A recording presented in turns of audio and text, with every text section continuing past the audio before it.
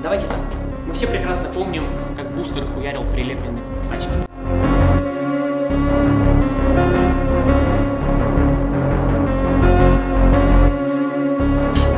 Представьте вертолет.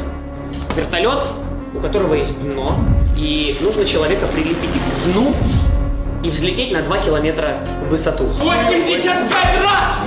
85-2! 85-3! Продано! Эх, все, цепляемся.